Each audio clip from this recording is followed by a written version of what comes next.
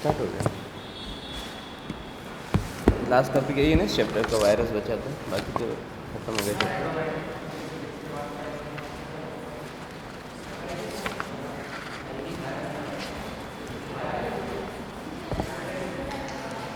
ठीक है, virus start करना है ना। हाँ, कैसी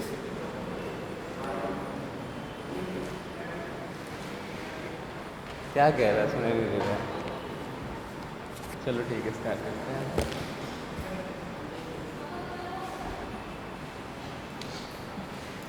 अगर वायरस का स्ट्रक्चर देखें हम लोग, तो वायरस का स्ट्रक्चर बेसिकली दो चीज़ से मिलकर बना होता है। एक होता है तुम्हारा न्यूक्लिक एसिड,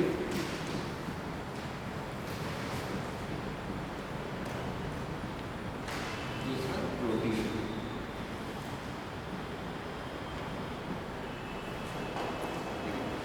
वायरस होता है दो चीज़ों से मिलकर बना होता है, एक न्यूक्लिक एसिड और दूसरा प्रोटीन। अगर हम लोग नॉर्मल किसी सेल की बात करें, कोई भी सेल, तो इसमें क्या क्या प्रेजेंट हो सकता है? इसमें भी प्रोटीन होता होगा, हाँ, न्यूक्लिक एसिड होता होगा,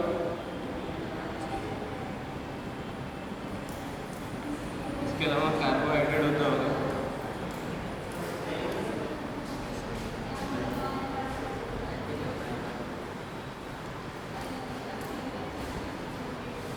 क्या बता रहा हूँ कि अगर नॉर्मल सेल की अगर किसी कंटेंट की बात किया जाए तो सेल के कंटेंट में क्या क्या हो सकता है? प्रोटीन हो सकता है, न्यूक्लिक एसिड हो सकता है, कार्बोहाइड्रेट हो सकता है, बहुत सारी चीज़ें होती है ना इसे एक नॉर्मल सेल की, यूकैरियोटिक हो या प्रोकैरियोटिक हो।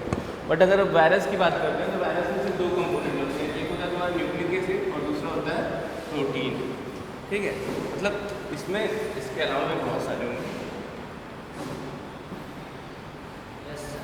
लेकिन इसमें सिर्फ दो कंपोनेंट होते हैं, न्यूक्लिक एसिड और प्रोटीन। यहाँ पे एक नॉर्मल सेल से ये डिफरेंट कैसे ये अलग है? हाँ, वायरस सिर्फ दो चीज़ों से मिलकर बना होता है, एक तुम्हारा क्या होता है? प्रोटीन, और दूसरा न्यूक्लिक एसिड। ये तो बस मैं समझाने के लिए बता दिया।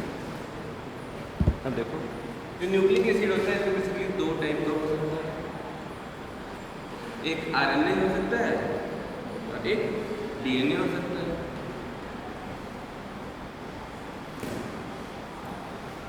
न्यूक्लिक एसिड बेसिकली दो टाइप का पाया जाता है, एक का आरएनए होता है, डीएनए होता है। आरएनए किसी ऑर्गेनिज्म में ये आरएनए जेनेटिक मटेरियल के फॉर्म में पाया जाता है। पूछ रहे हैं कि आरएनए जो है किसी भी ऑर्गेनिज्म में जेनेटिक मटेरियल के फॉर्म में पाया जाता है, किसमें? हम लोग पढ़े अभी तक जहाँ तक कहीं पे भी हम लोग देखे आरएनए एज जेनेटिक मटेरियल नहीं पाया जाता है, हमेशा DNA as a genetic material पाया जाता था। हम लोग यूकैरियोटिक पढ़ रहे थे, वहाँ पे भी जेनेटिक मटेरियल क्या था? डीएनए था। आरएनए साथ में प्रेजेंट होता है, बट जो मेन जेनेटिक मटेरियल होता है वो हमेशा डीएनए होता है। बट ये वायरस के केस में यहाँ पे डिफरेंस होता है, यहाँ पे डीएनए भी मेन जेनेटिक मटेरियल हो सकता है और आरएनए भी मेन जेनेटिक मटेरियल हो सकता है। दोनों प्रेजेंट हो सकते हैं, पर ईदर आरएनए और डीएनए,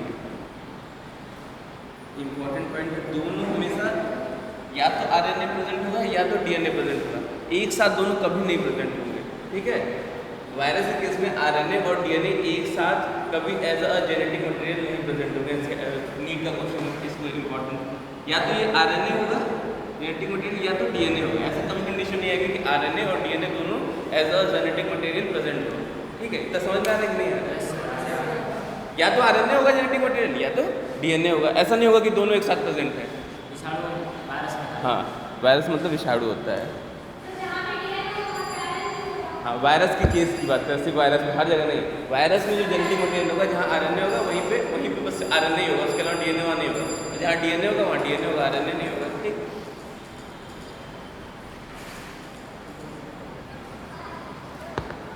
ये देखो, जो आरएनए हो सकता है ये भी दो फॉर्म में पाया जाता है, या तो सिंगल स्ट्रैंडेड आरएनए,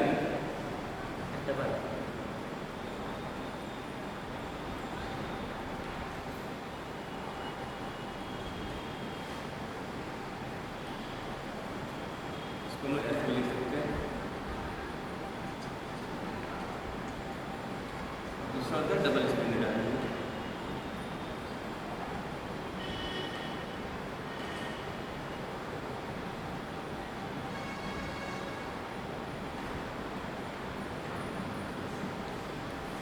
ऐसे सिमिलरली डीएनए भी दो कंडीशन में पाए जाते हैं, या तो सिंगल स्टैंडर्ड डीएनए या फिर डबल स्टैंडर्ड डीएनए।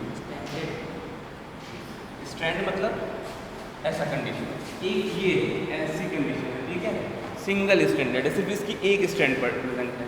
अगर वहीं पे ऐसी कंडीशन आ गई तो ये एक स्टैंड हो गया, दूसरा स्टैंड होगा तो ये डबल स्टैंडर्ड केसेस हो गए। तो जो कुछ वायरसेस होते हैं, या तो वायरस कैसे हो सकते हैं, सिंगल स्टैंडर्ड आरएनए वायरसेस,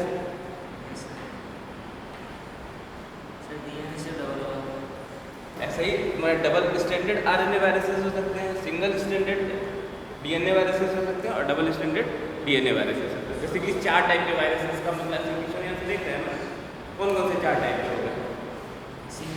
मतलब पहली बात तो आरएनए वाले वायरस है और एक साइड डीएनए वाले वायरस। अब उसमें देख लेंगे आरएनए में भी 2 टाइप होता है, एक सिंगल स्टैंड, एक ऐसी स्टैंड से प्रेजेंट होगी उनके में जेनेटिक मटेरियल, तो बोल देंगे कि ये सिंगल स्टैंडर्ड आरएनए वायरस है। कुछ में डबल स्टैंड प्रेजेंट होगी आरएनए की, हम लोग बोल देंगे डबल स्टैंडर्ड आरएनए वायरसेस।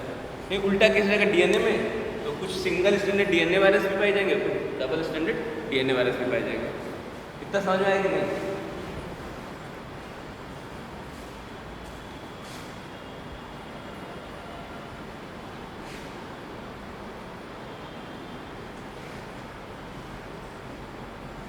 अब डीएनए को अगर हम लोग पूछा जाए कि वायरस जो है, वायरस को हम लोग लिविंग में रखते हैं या नॉन लिविंग में रखते हैं, तो हम दोनों कैरेक्टर्स देखते हैं, कुछ इसके पास लिविंग कैरेक्टर्स भी होते हैं, कुछ नॉन लिविंग के भी कैरेक्टर्स।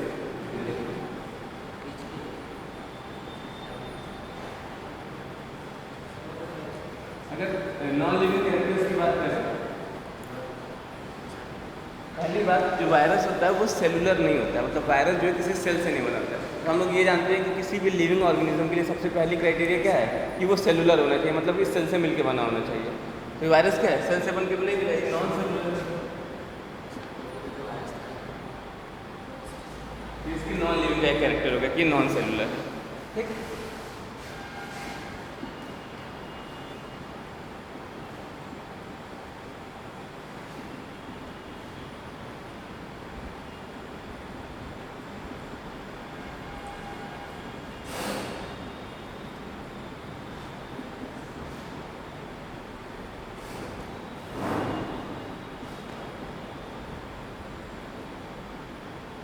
दूसरी कंडीशन में मेटाबॉलिज्म इसमें नहीं पाया जाएगा। मेटाबॉलिज्म का मतलब क्या होता है? मेटाबॉलिज्म, हाँ, कोई भी केमिकल रिएक्शन जो हमारे बॉडी में हो रहा है उसको मेटाबॉलिज्म बोलेंगे। तो इसके पास मेटाबॉलिज्म तब तक नहीं पाया जाएगा जब तक ये किसी लिविंग सेल के अंदर नहीं है। वायरस हवा में घूम रहा है, मिट्टी में है, उसके अंदर कोई मेटाबॉलिज्म नहीं पाया जाएगा। लेकिन तीसरी कंडीशन यही पे इस पे आ जाते हैं, इधर यहाँ पे मेटाबॉलिज्म प्रेजेंट हो रहा है,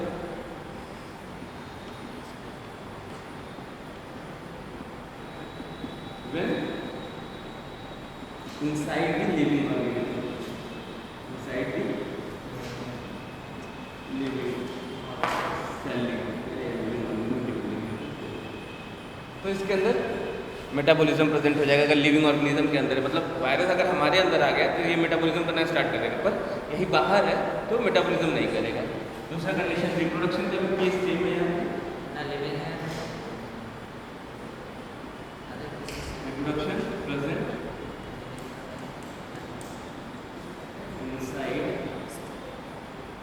लिविंग ऑर्गेनिज्म। सर प्रोटीन के टाइप में नहीं, यहाँ पे नहीं जानते। प्रोटीन के बहुत सारे टाइप होते हैं, पर यहाँ पे हमको प्रोटीन के टाइप के बेसिस पे आता है, इसको वायरस पे नहीं। रिप्रोडक्शन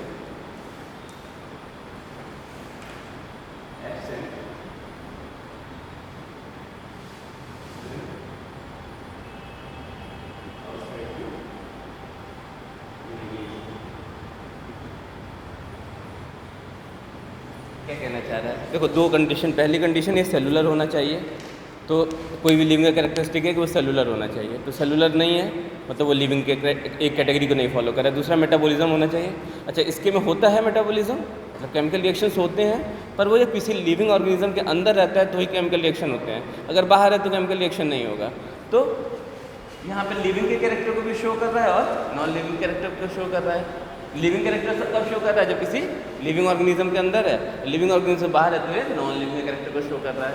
सिमिलरली रिप्रोडक्शन कब प्रेजेंट होगा, जब किसी लिविंग ऑर्गेनिज्म के अंदर वो प्रेजेंट होगा। लिविंग ऑर्गेनिज्म के अंदर नहीं प्रेजेंट है, आउटसाइड है, तो वहाँ पर रिप्रोडक्शन नहीं होगा। इतना क्लियर हो गया। तो इसको हम लोग कहते हैं कि जो ये क्या होता है, जो हमारा वायरस होता है ये बाउंड्री बनाता है between living and non living things. ठीक है, हम लोग बोल सकते हैं it is a connecting link between living and non living. क्या बोल सकते हैं, ये लिविंग और नॉन लिविंग के बीच की कड़ी है। ठीक है, इसको लिख सकते हैं हम लोग, virus is a connecting link between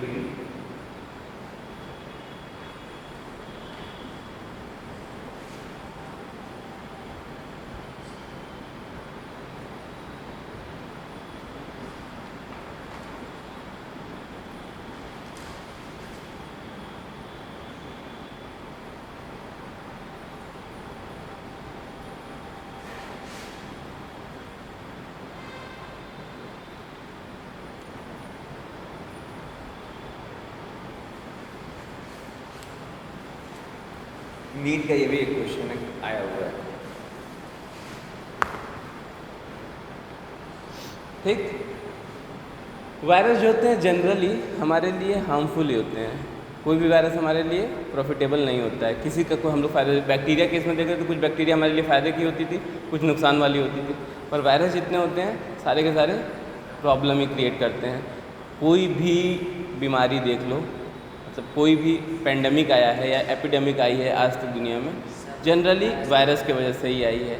तुम्हारा सार्स 2000 के करीब में, तुम लोग जब पैदा नहीं हुए थे, हम भी बहुत छोटे छोटे थे, उस टाइम सार्स फैला हुआ था इतना तेज़ी से, इतनी मुर्गियाँ मरी थी, वो भी किसके वजह से, वायरस की वजह से। H1N1 वायरस था। अभी इसकी वजह से हम लोग घरों में बंद हो गए थे। कोविड, वो भी क्या था, वायरस था। तो सब कुछ चीज़ें क्या हैं, ये वायरस हमारे लिए कोई प्रॉफिटेबल वो नहीं लेके आता, ये हमारे लिए प्रॉब्लम से क्रिएट करता है। तो इसलिए इसके बारे में थोड़ा पढ़ना ज़रूरी है, क्योंकि अपने दुश्मन के बारे में जानना ज़रूरी होता है, तभी तो उससे बचाव कर सीखेंगे, कैसे बच सकते हैं। इतना क्लियर हुआ। इसमें हिंदी बोल, बट हिंदी तो तुम लोग हिंदी तक समझी जाओगे कि तो सिंपल है, कुछ कठिन तो है नहीं ऐसा। कहाँ, हाँ, कनेक्टिंग लिंक मतलब जो बिटवीन मध्य। इतना गंदा लिख दिया यार, दिखने समझ में नहीं आ रहा है।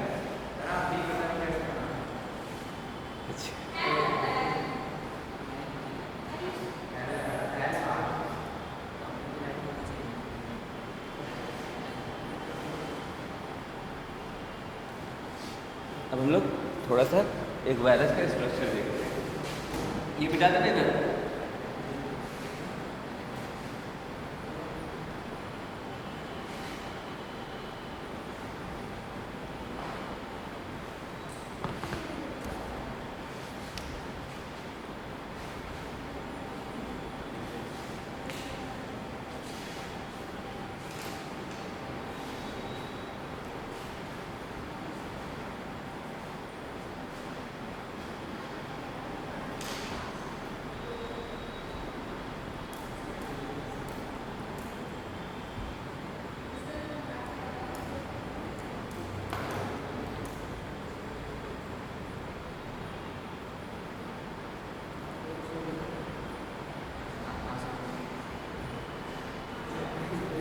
गया? देखो इधर तो हो गया, तो ध्यान देना। वायरस के दो पार्ट होते हैं, एक होता है तुम्हारा जेनेटिक मटेरियल मतलब आरएनए या डीएनए, और दूसरा होता है प्रोटीन। तो मान लो ये हमने बना दिया ऐसे, इसका जेनेटिक मटेरियल में भी ऐसा होगा।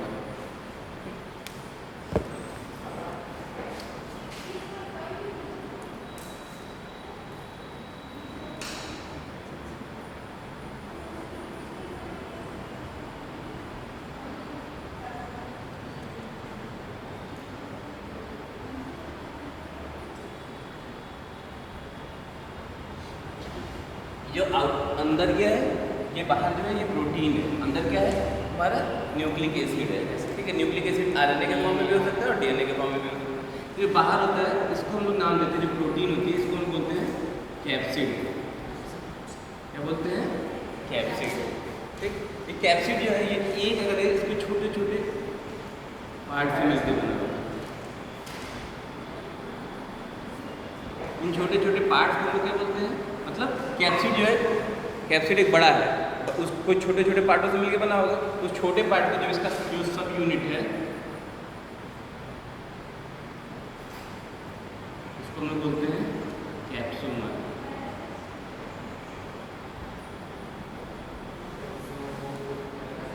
कैप्सोमर, ठीक, एक सिंगल उसको कैप्सोमर बोलेंगे, ढेर सारे कैप्सोमर आपस में मिलके कैप्सिड बना देंगे।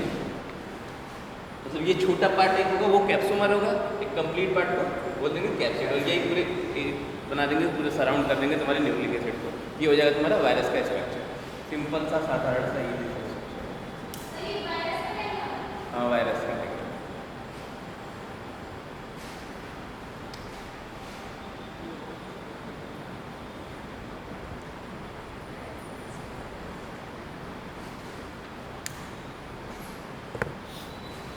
स्ट्रक्चर के बेसिस पे वायरस के हम लोग कई टाइप होते हैं। जैसे वायरस जो होता है हेलिकल हो सकता है, ठीक है, पॉली हाँ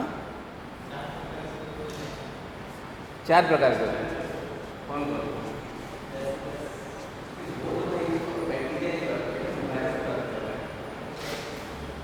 कौन चलो अच्छा याद दिला तो बताओ कौन कौन सा था? बैसिलस था और कोकस और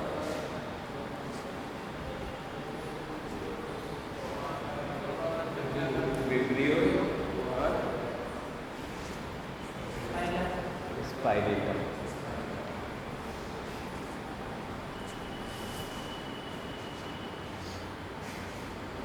हो गया। इसको देखो फिर, इसको हम लोग अगर वायरस को हम डिवाइड करें इसके स्ट्रक्चर के बेसिस पे, एक स्ट्रक्चर हो सकता है, दूसरा होता है पॉली। ये समझा नहीं क्या? अरे सिंपल सा है, वायरस का ये डायग्राम है। वायरस के हम लोग 2 चीज़ से मिलकर बना होता है। एक तुम्हारा अंदर न्यूक्लिक एसिड होता है, न्यूक्लिक एसिड,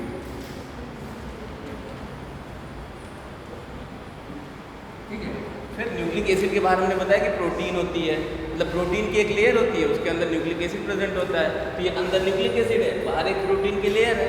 इस प्रोटीन की लेयर को हम लोग बोलते हैं कैप्सिड। कैप्सिड किससे बना होता है? तो कैप्सोमर से बना होता है। छोटे छोटे पार्ट होते हैं कैप्सोमर, आपस में जुड़ के कैप्सिड बना लेते हैं। बस इतनी सी चीज़ है। तो समझ में आया?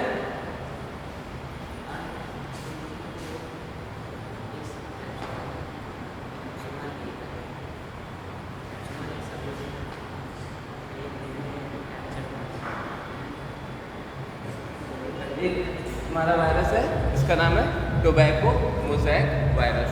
तो टोबैको तो सब लोग जानते ही होंगे, पता है ना सब टोबैको क्या होता है? तंबाकू, उसकी जो लीव्स होती हैं उस पर एक वायरस डिजीज़ कॉज करता है, जिसको हम बोलते हैं टोबैको मोज़ैक डिजीज़। और जो वायरस कॉज करता है उसको बोलते हैं टोबैको मोज़ैक वायरस।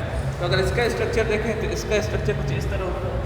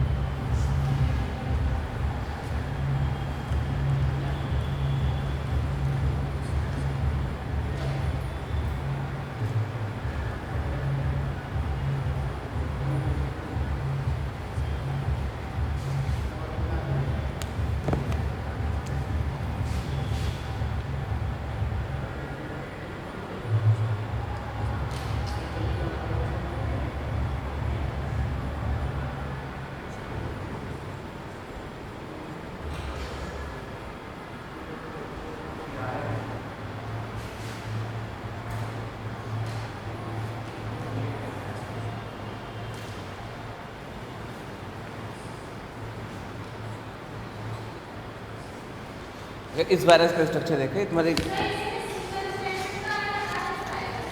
क्या सिंगल स्टैंडर्ड जो दिख रहा है ना? हाँ, तो सिंगल स्टैंडर्ड आ देने हैं। देखो ये स्ट्रक्चर मैं बनाने की कोशिश कर रहा हूँ, ये वाला। हाथ से बनाओगे तो ऐसे ही बना पाओगे, ऐसा हाथ से नहीं बना सकते, ठीक है। इस डायग्राम की हम लोग बात कर रहे हैं, ये कोई आरएनए है, ये कैप्सिड है, ये कैप्सिड है, ये आरएनए है, ठीक है। ये टोबैको मोज़ेक वायरस का डायग्राम है।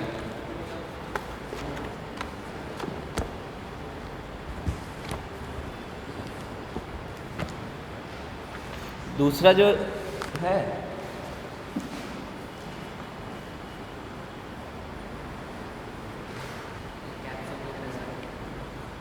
वो 2-3 टाइप। क्या चीज़? कैप्सिड पाया तो क्या, ये कैप्सिड ही तो है। न्यूक्लिक एसिड, अरे भाई आरएनए तो न्यूक्लिक एसिड का ही टाइप है ना। न्यूक्लिक एसिड क्या होता है? आरएनए डीएनए मतलब nucleic acid. Nucleic acid basically 2 type के होते हैं, एक आरएनए एक डीएनए। यहाँ पे न्यूक्लिक एसिड मिला तो ये in the form of RNA. देखो दूसरा स्ट्रक्चर देख लो, एक इस तरह का भी होता है।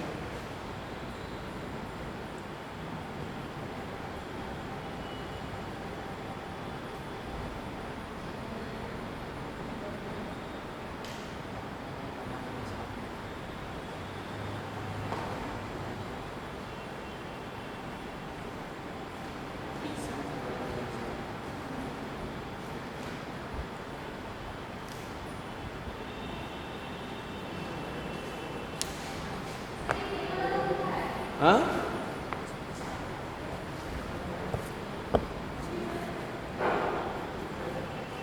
ये देखो इसका ये हेड है, ये इसकी कॉलर है, ये शीट है और ये टेल है। इसके अंदर तुम्हारा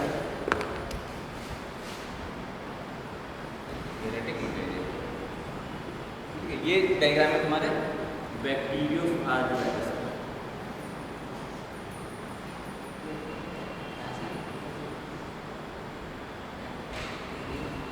बैक्टीरियोफाज वायरस, देखो इस डायग्राम देख लो कि किस किस तरह का होता है। बेसिकली बस ज़्यादा इसमें नहीं जानना है आपको, देखना है इस तरह के। अगर मान लो इस तरह के नीट में कभी कभी क्या करता है, डायग्राम बना देता है और बोल देता है कि XYZ ऐसे कुछ दे दिया, ABCD दे दिया, बोलेगा कि इसका नोमेनक्लेचर करो कि कौन सा पार्ट कौन सा है। तो बस हमको इतना ही जानना है वायरस में, बहुत डिटेल में वायरस को नहीं पढ़ना है, लेकिन पूरे से जितना पढ़ना है उतना कंसेप्ट क्लियर हो जाए। तो हम वायरस कई टाइप के पाए जाते हैं। तो एक हम लोग किस तरह का वायरस देख लिए, पहला देखे तो एकदम सिंपल वायरस जो सर्कुलर शेप में होता है, इस टाइप का वायरस होता है। एक हेलिकल पाया जाता है, पॉलीगोनल पाया जाता है, सब नहीं जानना। 2-3 इंपॉर्टेंट है जो NCERT में दिए, बस वो जानना है, उससे ज़्यादा नहीं जानना है उनको। अब देखो इसका तो यार बिल्कुल इस वाले वायरस का शेप एकदम हम लोग की तरह है। देखो ये सर मुंडी, यहाँ पे एक कॉलर, हम लोग का भी कॉलर होता है, इसका भी कॉलर है, शीथ है, हम लोग की बॉडी शीथ है, पैर वैर होता है, उसकी वजह से बस टेल है। सिंपल। हाँ इसके पैर ज़्यादा हैं, हम लोग के कम होते हैं, सिंपल है।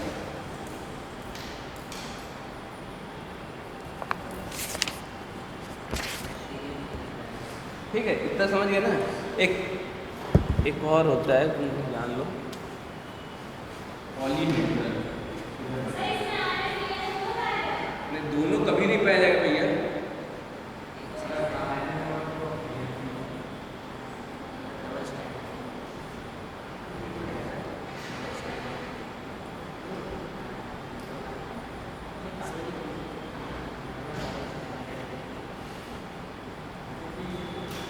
जिस तरह के वायरसेस पाए जाते हैं जिसके साइड मतलब पॉली होते हैं, एक साइड, 2 साइड, 3 साइड, 4 साइड, 5, 6, 7, 8, तो मतलब पॉलीहेड्रल शेप। इनके ढेर सारे, इनके जो आर्म्स हैं वो कई सारे हैं, मोर देन 6 हैं।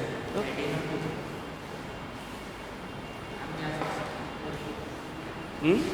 सर ये पॉलीगोनल है, पॉलीगोनल।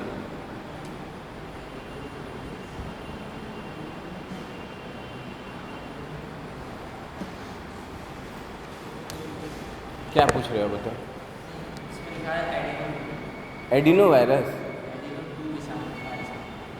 अरे वो अलग अलग टाइप के हैं। एडिनो वायरस भी एक टाइप का वायरस है। अभी हमको बेसिक इंपॉर्टेंट जो NCERT में वायरसेस दिए हैं वो हम देख लेते हैं। तो कौन कौन से वायरस बेसिकली हमने देख लिया। एक देख लिया तुम्हारा बैक्टीरियोफाज वायरस, नाम से समझ में आ रहा है बैक्टीरियोफाज, यहाँ फाज आता है मतलब वायरस है, और आगे जो नाम आ रहा है वो उसको इन्फेक्ट करता है। तो ये बैक्टीरियोफाज है, मतलब ये बैक्टीरिया को इन्फेक्ट करेगा। ठीक है, नहीं समझ में आया? सिर्फ एनिमल वायरस है वो एनिमल को इन्फेक्ट करेगा, प्लांट वायरस है वो प्लांट को इन्फेक्ट करेगा, जो बैक्टीरियोफाज होगा वो बैक्टीरिया को इन्फेक्ट करेगा। बैक्टीरिया जो हम लोग को इन्फेक्ट करता है उसको भी इन्फेक्ट करने वाला कोई है, कौन है? वायरस है। ठीक।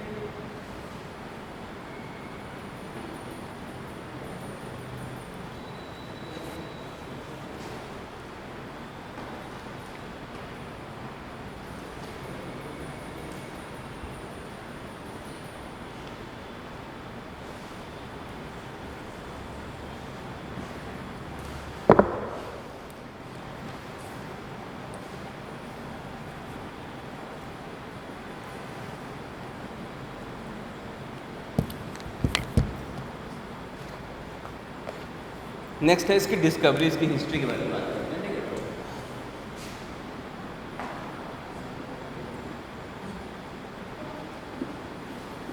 कैसे हम लोग वायरस की डिस्कवरी करें। अब ध्यान से सुनना, वायरस की डिस्कवरी हुई कैसे। स्टार्टिंग में क्या हुआ होगा, ये लोग देखें कि यही जो टोबैको मोज़ेक वायरस का भी डायग्राम हम लोग बनाए थे ना, वही टोबैको मोज़ेक वायरस की कहानी है। तो वो टोबैको मोज़ेक वायरस की एक लीफ लिए, साइंटिस्ट थे, ठीक है, उन्होंने क्या किया, उसकी एक लीफ निकाल ली, उन्होंने उसकी लीफ को क्या करा, क्रश कर दिया। ठीक है, क्रश करने का मतलब वो नहीं होता है सिल बट्टे पे लेके पीस दिया, ऐसे पीस दिया, उससे जो सैप निकला, जो उसका साइटोप्लाज्म उसके सेल के अंदर होगा वो बाहर आ गया होगा, तो उसको हम लोग बोले कि लीफ सैप, उस सैप निकला। सैप को क्या करें कि एक स्वस्थ पौधा था उसके ऊपर ले जाके छिड़क दिए, कुछ दिन बाद देखे वो भी बीमार हो गया। मैंने भाई ऐसा क्या चीज़ है, तो उन्होंने क्या किया कि जो सैप निकाला उसको उन्होंने बैक्टीरिया को फिल्टर करने के लिए एक फ़िल्टर बनाया गया था, जिससे क्या होता था कि मान लो उस फिल्टर से हम बैक्टीरिया को फिल्टर कर पाते, फिल्टर है इससे हम बैक्टीरिया जगा रही है, मान लो बैक्टीरिया हो, तो इस साइड में बैक्टीरिया ऊपर ही रह जाती है, बाकी जो मटेरियल होता है वो नीचे चला जाता है।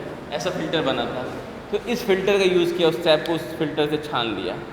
छानने के बाद जो केमिकल आया, उस केमिकल को दोबारा किसी हेल्दी प्लांट के ऊपर वो किया, डिपॉजिट किया। वहाँ पे उस कंडीशन में वो देख रहे हैं कि फिर से प्लांट डिजीज़ हो जा रहा है, तो मतलब कि बैक्टीरिया तो नहीं है, बैक्टीरिया तो छन गया है, मतलब ये यहाँ पे कुछ और आ रहा है।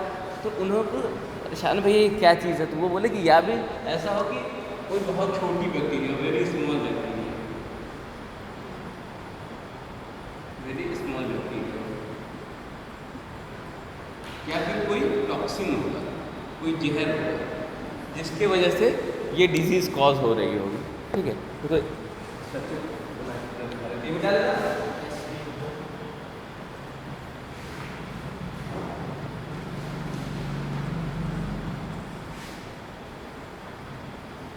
तो हुआ क्या था, सबसे पहले इन्होंने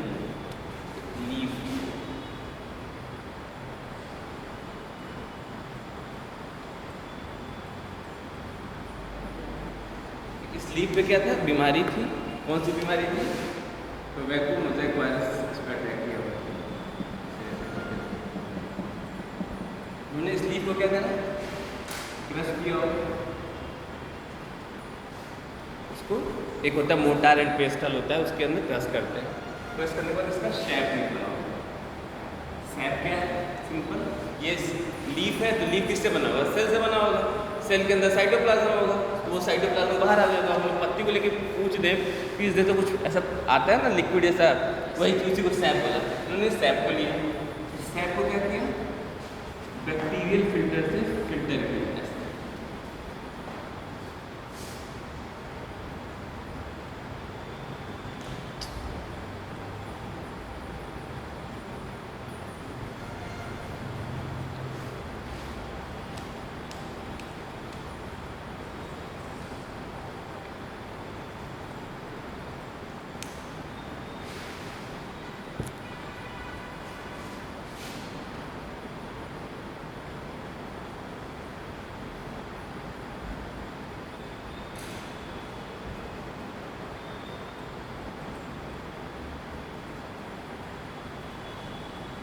बैक्टीरियल फिल्टर से इसको क्या कर दिया, छान दिया। सिंपल सा है, बैक्टीरियल फिल्टर से क्यों छाना, ताकि कोई बैक्टीरिया अगर वो इसमें इस सैप पे प्रेजेंट हो तो वो बाहर की तरफ रह जाए, बाकी चीज़ें अंदर की तरफ आ जाए। तो मतलब इसमें कोई बैक्टीरिया तो नहीं होगी ना, तो बैक्टीरियल फिल्टर से छान दिया। फिर इसी सैप को इन्होंने एक हेल्दी प्लांट की लीफ पे गिरा दिया। ये हेल्दी प्लांट है,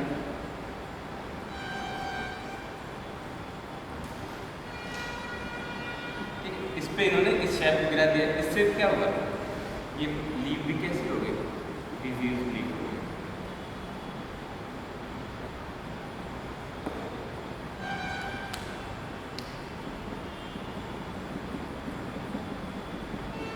ऐसी कंडीशन आ गई। ठीक, सिंपल ये एक्सपेरिमेंट समझ में आ रहा है कि नहीं आ रहा है?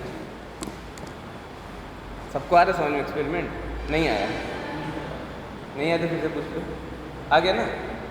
फिर से बताते। देखो इन्होंने क्या किया, एक प्लांट लिया, ऐसा प्लांट जिसको डिजीज़ हुआ था। कौन सा डिजीज़ हुआ था? Tobacco mosaic disease. ठीक, अब उस प्लांट की एक लीफ को लिया और लीफ को क्या किया, क्रश कर दिया। तो मान लो ये लीफ को लिया और क्रश कर दिया, तो इससे ये पता चलेगा ना इसमें क्या क्या ऑर्गेनिज्म में प्रेजेंट है जिसकी वजह से बीमारी हो रही है। तो वो भी तो क्रश करने के बाद इस जो सैप आएगा, मतलब उसमें जो सैप, सिंपल सी भाषा में सैप क्या है, जो साइटोप्लाज्म उसके सेल में होगा वो ही बाहर निकल जाएगा। तो पत्ती को हम लोग हाथ से ऐसे रगड़ते हैं, देखते हो कुछ लिक्विड जैसा निकलता है, तो सैप होता है। वही सैप इन्होंने निकाल लिया। निकालने के बाद इन्होंने क्या किया, उस सैप को छाना। कैसे छाना? हम लोग चाय छानने के लिए छन्नी का यूज़ करते हैं ना, तो इन्होंने कैसे बैक्टीरियल फिल्टर का यूज़ किया। वो फिल्टर, हम लोग छन्नी का काम क्या होता है, चाय पत्ती को बाहर रख देता है और चाय को नीचे जाने देता है। तो इस बैक्टीरियल फिल्टर का काम क्या था कि बैक्टीरिया को ऊपर रख दे, बाकी जो नीचे चीज़ बची, वो सैप बचा, उसको नीचे दे दे। ये सैप नीचे आ गया। फिर ये सैप लिया और एक तुम्हारा हेल्दी प्लांट था, ठीक है, टोबैको का एक हेल्दी प्लांट था, मतलब उसमें बीमारी नहीं थी। उस प्लांट पे इन्होंने ये सैप गिरा दिया, फिर से इसको पे छिड़क दिया। छिड़कने के कुछ दिन बाद देखें कि ये प्लांट भी, इस प्लांट में भी बीमारी लग गई, ये भी प्लांट डिजीज्ड हो गया फिल्टर करने के बाद भी। तो अब समस्या, अब यही तो इन्होंने ये पता कर रहे थे कि ये किसकी वजह से हो रहा है। तो इससे ये पता चल रहा है कि अच्छा ये बैक्टीरिया की वजह से तो नहीं हो रहा है, क्योंकि बैक्टीरिया तो हमने क्या किया है, फिल्टर कर लिया है। तो ये बोले दो रीजन्स हो सकते हैं कि जिसकी वजह से बीमारी हो सकती है। पहला रीज़न है या तो जो बैक्टीरिया बहुत छोटी है, वेरी स्मॉल बैक्टीरिया, जो इस फिल्टर को भी पास कर जा रही है, एक कंडीशन ये हो सकती है। दूसरी कंडीशन हो सकती है कि यहाँ पे कोई टॉक्सिन है, जहर है, पॉइजन है, ठीक है, वो प्रेजेंट है इसमें, वो क्या कर रहा है, ये बीमारी कॉज कर रहा है। ठीक, सबसे पहले ऐसा इन्होंने, किसने बोला था यार, नाम भूल रहा हूँ इनका, हाँ दिमित्री इवानोस्की बोले तो शायद, हाँ ये साइंटिस्ट जो इन्होंने किया था, इनका नाम था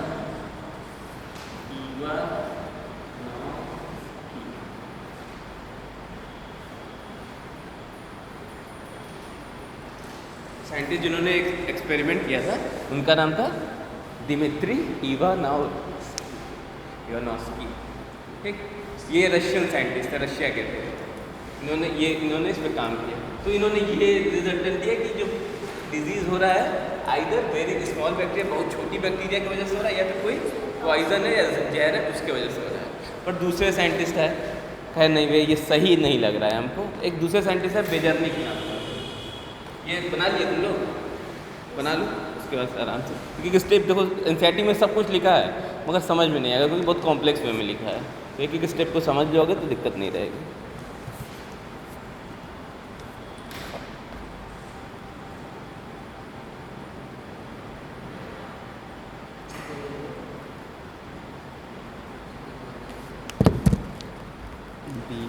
स्पेलिंग है,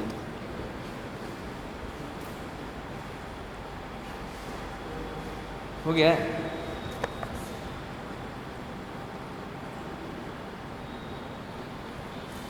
फिर दूसरे साइंटिस्ट है जिसका नाम था बेजर्निक, यहाँ पे लिख के बना देते हैं।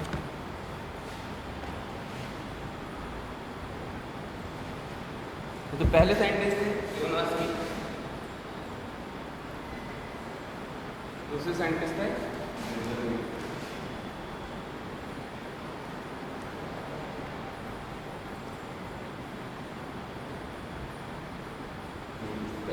स्पेलिंग इतनी टफ होती है कि बड़ा दिक्कत होता है। BEI से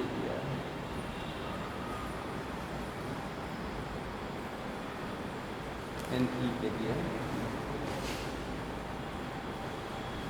ये एक साइंटिस्ट है दूसरे। ठीक, उन्होंने कहा नहीं भैया जो एक्सपेरिमेंट आप किए इसमें कुछ तो गड़बड़ है, क्योंकि बैक्टीरियल फिल्टर जो है वो बैक्टीरिया को पास होने ही नहीं देगा, चाहे कितनी भी छोटी बैक्टीरिया हो। तो ये तो चलो सिस्टम आपको बैक्टीरिया वाला तो हम ऐसे ही गलत कर दे रहे हैं कि ये जो बैक्टीरियल फिल्टर है इतना कैपेबल है, इसके पास इतनी कैपेबिलिटी है कि ये बैक्टीरिया को नहीं फिल्टर होने देगा। तो दूसरा जो टॉक्सिन वाला है इसको गलत करके देखा, तो अच्छा इसको भी गलत कर दे।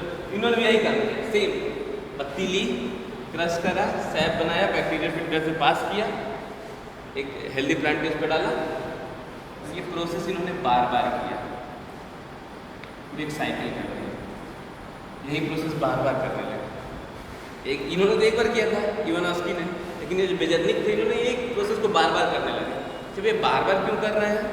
ये बार बार इसलिए कर रहे हैं कि अगर कोई टॉक्सिन होगी, कोई जहर होगा, तो जहर का असर धीरे धीरे कम होने लगेगा ना।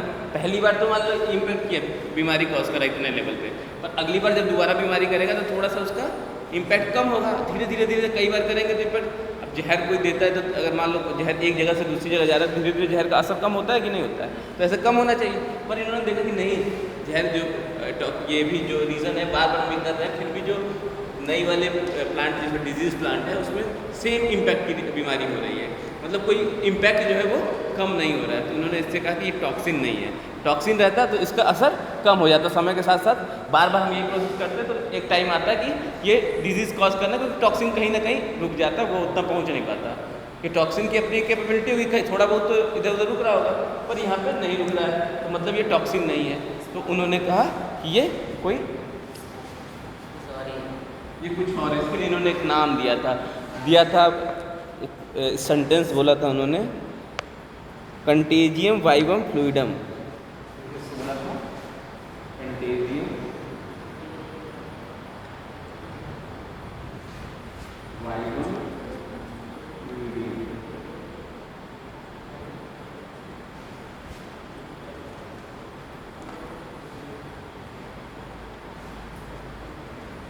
मैंने कहा था कि कोई ये लिविंग फ्लूइड है, इसका मतलब बेसिकली ये एक कोई लिविंग फ्लूइड है। ये लिविंग फ्लूइड है जो ये कॉज कर रहा है, मतलब कोई ऐसा चीज़ है। फ्लूइड का मतलब समझ रहे हो ना? फ्लूइड मतलब होता है तुम्हारा तरल कोई तरल चीज़ है। लिविंग का मतलब समझ, कोई लिविंग तरल चीज़ है जो ये डिजीज़ कॉज कर रही है। कंटेजियम का मतलब उन्होंने अपने मतलब लैंग्वेज में लिखा, जो एक दूसरे को क्या करे, हाँ वही संक्रमित करे। तो उन्होंने कहा कंटेजियम वाइवम फ्लूइडम, ठीक है। इसी को मतलब लिविंग फ्लूइड है जो क्या कर रही है, बीमारी कॉज कर रही है। किसने बोला था? बेजर्निक ने बोला था। ये लाइन याद रखना है, कई बार तो नीट में पूछा कि लाइन किसने दी है। जो लुईस पाश्चर थे उन्होंने बेसिकली स्टार्टिंग में बताया था ये चीज़। इसमें क्या लिखा है एनसीईआरटी में कि दोनों ने दी थी, ऐसा नहीं है। उन्होंने स्टार्टिंग में बस लुईस पाश्चर ने डिस्कवरी करी थी वायरस की, पर ये इन्होंने नहीं दिया था कि क्या कहते हैं, ये लाइन उन्होंने नहीं दी थी। क्या कहाँ लिखा हुआ है? एनसीईआरटी में नहीं लिखा होगा ऐसा, नहीं एनसीईआरटी में कहीं नहीं लिखा गया ऐसा, ठीक। तो ये इन्होंने बताया कि ये कंटेजियम वाइवम फ्लूइडम है, इसकी वजह से बीमारी हो रही है। फिर एक साइंटिस्ट है तीसरे, इनका नाम था स्टेनले।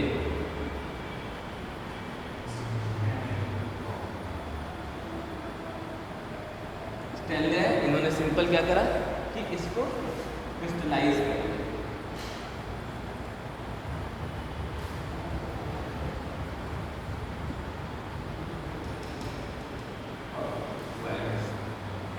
वायरस को क्रिस्टलाइज कर दिया, मतलब रवा, समझते हो? हिंदी में बोलते हैं ना रवाकरण, रवा बना देना किसी चीज़ का, क्रिस्टल बना देना।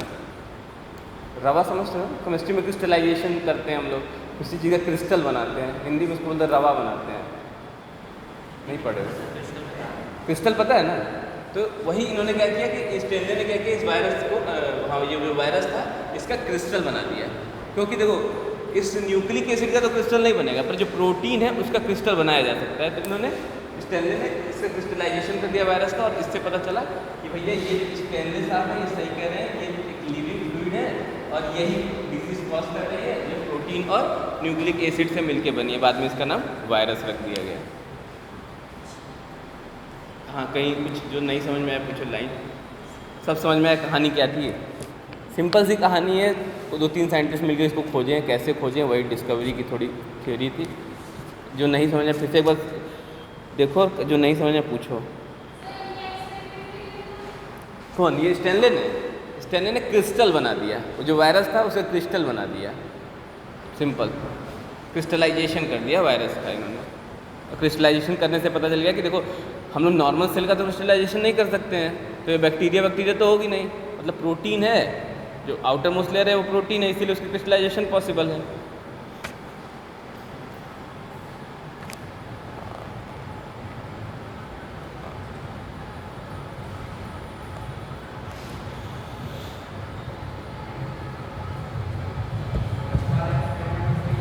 कौन सा, ये वाला?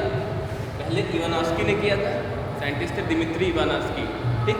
सेम एक्सपेरिमेंट को वेजरनिक ने दोहराया। उसमें उन्होंने क्या किया, वेजरनिक ने क्या किया था, बस इन्होंने एक बार किया था, वेजरनिक ने बार बार वही प्रोसेस किया। इसके बाद हम लोग को पढ़ना है थोड़ा सा कि 2 साइकिल्स होती हैं, कैसे वायरस किसी लिविंग ऑर्गेनिज्म के अंदर घुसता है, कैसे वहाँ पे तबाही मचाता है। तो 2 साइकिल होती है, एक लाइटिक साइकिल और एक लाइसोजेनिक साइकिल। तो इन दोनों साइकिल के बारे में पढ़ लेंगे इसके बाद, फिर वायरस की कहानी खत्म हो जाएगी।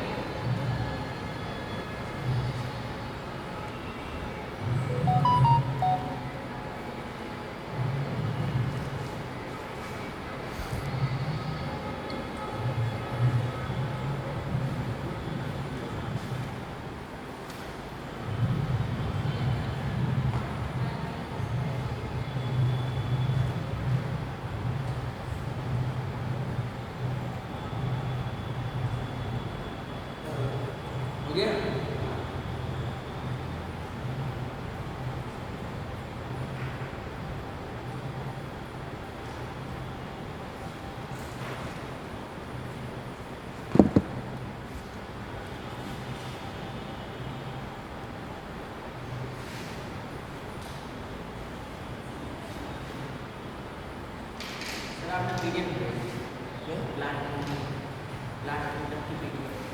पीडीएफ नहीं दी है?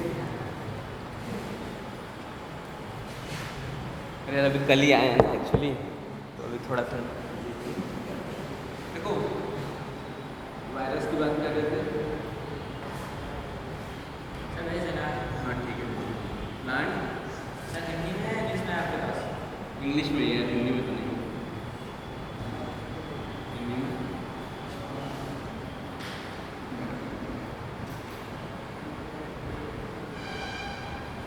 प्लांट में जनरली जो वायरस होते हैं वो कैसे होते हैं तुम्हारे? Single stranded RNA virus, single stranded RNA virus, ठीक। सिंगल स्ट्रैंडेड आरएनए वायरस क्या होता है? प्लांट में जो इन्फेक्शन होता है किसकी वजह से? जनरल केस बात करें, एक्सेप्शन सब में होता है general case. Single stranded RNA virus किसमें पाया जाता है? प्लांट में इन्फेक्ट होते हैं। दूसरा अगर एनिमल की बात करें, पहले इसकी बात करते हैं बैक्टीरिया की, दोनों यहाँ पे डबल स्ट्रैंडेड डीएनए वायरस पाया जाता है, ठीक। और अगर एनिमल की बात करें तो यहाँ पे भैया single stranded RNA virus, double stranded RNA virus, single stranded DNA virus और डबल स्ट्रैंडेड डीएनए वायरस, सब कुछ। बस इसलिए ह्यूमन को वायरस ज़्यादा, किसी टाइप का वायरस आएगा ह्यूमन के ऊपर अटैक करेगा और डिजीज कॉज कर देगा। इसलिए एनिमल या ह्यूमन की बात कर रहे थे, इनको वायरस से इन्फेक्ट होने के चांसेस ज़्यादा होते हैं एज़ कम्पेयर टू बैक्टीरिया और प्लांट, ठीक है। तो ये याद करना, ये क्वेश्चन आता है, कितनी बार क्वेश्चन पूछ चुका है कि प्लांट में किस टाइप के वायरस पाए जाते हैं। तो single stranded RNA virus. Animal में कौन कौन से वायरस इन्फेक्ट कर सकते हैं? तो इसमें तो चारों बता दोगे। बैक्टीरिया में कौन कर सकते हैं? Double stranded DNA virus. मैंने ऐसा क्यों लिखा है लाइन से, देखो अलग अलग क्यों लिखा है, पहले प्लांट, फिर एनिमल, फिर बैक्टीरिया। सबसे starting single stranded RNA virus, ये इस साइड का एक्सट्रीम हो गया, उस साइड का एक्सट्रीम क्या हो गया? डबल स्ट्रैंडेड डीएनए वायरस है। इसमें सब आ रहा है, तो याद करने के लिए तुम लोग को आसानी हो जाएगी। हम लोग इसके साइकिल की बात करते हैं।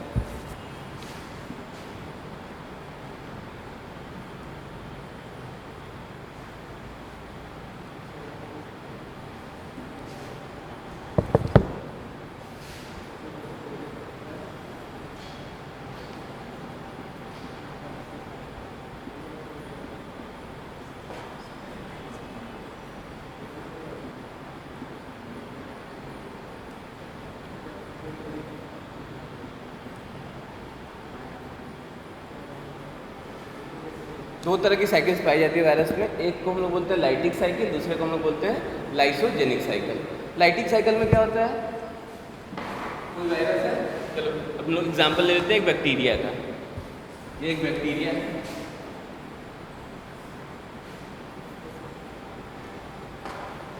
ठीक है। बैक्टीरिया में ये इसका डीएनए है,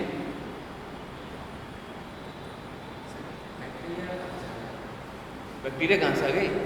ले आए हम लोग, अभी देखते हैं इसके साथ क्या करते हैं इस बैक्टीरिया के साथ। बैक्टीरिया, बैक्टीरिया का डीएनए, बैक्टीरिया के डीएनए के ऊपर एक वायरस आके बैठ गया। तो इससे जो मन करे तुम उस वायरस के बारे में बात करो। तो बैक्टीरिया बचाएगा,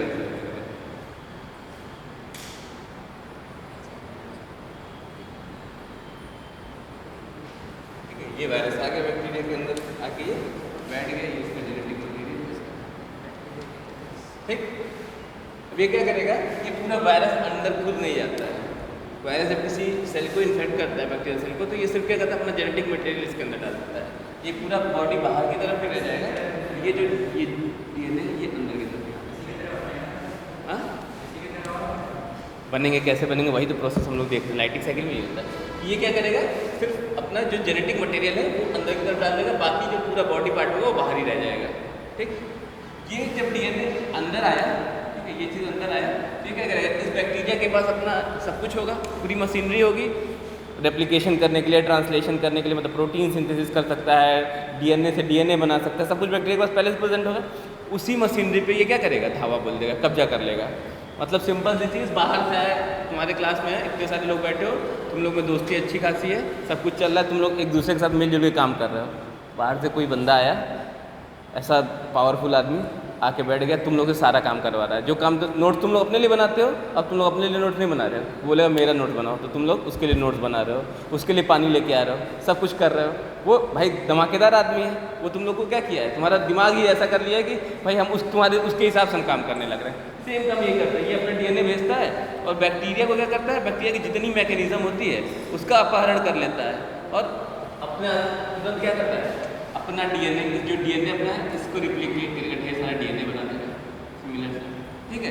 प्लस अब इसी डीएनए में तो प्रोटीन के लिए भी वो कोड छिपा होगा, कौन सा प्रोटीन बनाना है, इस तरह की प्रोटीन्स का भी यहाँ पे फॉर्मेशन होने लगेगा।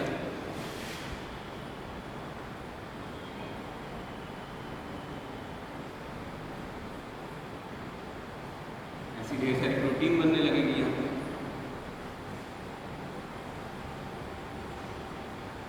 ऐसे ढेर सारी, मैंने दो ही बनाई, ऐसे ढेर सारी। फिर ये जो जेनेटिक मटेरियल होगा ये इसके अंदर डाल दिया जाएगा। ऐसे ढेर सारे डीएनए वायरसेस यहाँ पे बन रहे हैं। तो ये किसकी तरह काम कर रहा है, आपको दिख रहा है, ये वायरस की फैक्ट्री की तरह काम कर रहा है, वायरस की फैक्ट्री की तरह काम कर रहा है। अब क्या होगा, इसमें ढेर सारे वायरस तैयार हो जाएंगे, फिर एक 2 दिन बाद क्या होगा, नष्ट होगा, फट जाएगा, सारे वायरस बाहर, ये दूसरे बैक्टीरिया को फिर इन्फेक्ट करने चले जाएंगे। तो ऐसे साइकिल को लोग बोलते हैं लाइटिंग साइकिल। कौन सी साइकिल, लाइटिंग साइकिल। इसमें क्या कर रही है, ये तोड़ दे रहा है बैक्टीरिया को, इसलिए इसको बोलते हैं लाइटिंग साइकिल। लाइटिंग साइकिल में पहले घुसेगा बैक्टीरिया के अंदर, बैक्टीरिया का जो भी मैकेनिज्म होगा, जैसे कि ट्रांसलेशन, ट्रांसक्रिप्शन, रिप्लिकेशन, सबको क्या करेगा, अपने अंदर ले लेगा। और अपना, अब बैक्टीरिया अपना डीएनए नहीं रेप्लिकेट करेगा, अपने लिए प्रोटीन नहीं बनाएगा, अब इस जो वायरल आरएनए है या डीएनए है इसके हिसाब से ये प्रोटीन बनाएगा और तुम्हारा न्यूक्लिक एसिड बनाएगा, इसी का रेप्लिकेशन करेगा और धीरे धीरे ढेर सारे वायरस बना देगा। और जब ढेर सारे वायरस बन जाएंगे तो ये ब्रस्ट आउट हो जाएगा, फट जाएगा, फटने के बाद ढेर सारे तुम्हारे वायरसेस बाहर निकल आएंगे। ऐसी साइकिल को हम लोग क्या बोलते हैं, लाइटिंग साइकिल। और ये जो फेज है इसको बोलते हैं वायरस फैक्ट्री की तरह ये बैक्टीरिया की सेल काम कर रही है। हाँ, क्या चीज़ नहीं समझ, ये बैक्टीरिया थी, बैक्टीरिया की सेल थी, वही बैक्टीरिया थी। नॉर्मल हमारी सेल भी हम लोग ले सकते हैं एग्जांपल, हमने यहाँ पे बैक्टीरिया को लिया है। ये बैक्टीरिया का ये डीएनए था और इसके अलावा इस बैक्टीरिया के पास क्या कहता है, राइबोसोम होता है, 70 राइबोसोम था, तो उसी राइबोसोम का यूज़ करके प्रोटीन बनाने लगा। ये सब कुछ उसी का प्रेजेंट है। पुस्तकें प्राप्त हुई थी, पुस्तकें प्राप्त हुई थी, कौन कौन थी ये? 6 थी, कितनी? ये भी है। अच्छा अच्छा, कितने में था? तो इससे तो अभी पढ़ा रहे हैं आप, जो उनको प्रिंसिपल साहब को अभी दिखाना था, उनके यहाँ पर लेटर आया तो प्राप्ति लेना कह रहे हैं, हमें वो तो दिखाइए आप। अच्छा अच्छा, हाँ, ये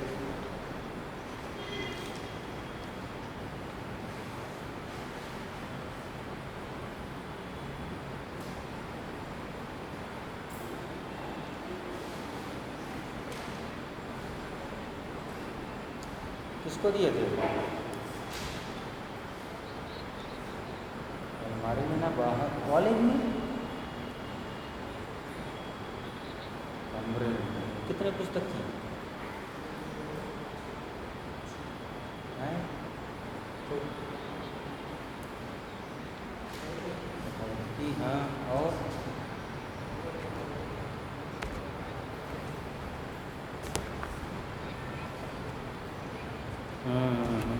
कितने थी? 4-5 में लेटर वहीं छोड़ आया यार।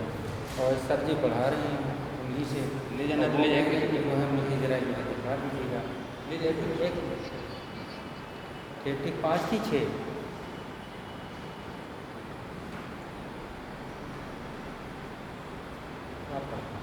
मैं अभी देख नहीं रहा।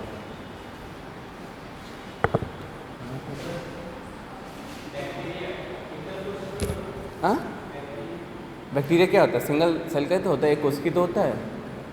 मान लो इन केस कोई ऑर्गेनिज्म है, हम लोग की बॉडी पे ये इन्फेक्ट कर गया, तो मुझे सोचोगे कि एक सेल पे हमारे गया। अब हमारे जब एक सेल पे इसने ये काम करा, फिर ब्रस्ट हुआ, तो बाकी सेल्स पे ये ढेर सारे वायरस निकले, वो दूसरे सेल्स पे अटैक करने लगेंगे। सेम ऐसा ही कंडीशन, जैसा बैक्टीरिया में हो रहा है वैसा हमारे अंदर भी होगा। बस ये इसलिए मैंने बैक्टीरिया वाला डायग्राम बनाया, इसलिए ऐसा बना दिया। बैक्टीरियोफाज का डायग्राम है ना, हम लोग देखे थे ना बैक्टीरियोफाज का डायग्राम, जो बैक्टीरिया पे अटैक करेगा इसलिए वाला बनाया। हमारे सेल पे करेगा तो वो भी इसी तरह करेगा। ये एक तरीका। वो दूसरा तरीके से भी कर सकता है। ये पहला तरीका था लाइटिक साइकिल, दूसरा है लाइसोजेनिक साइकिल।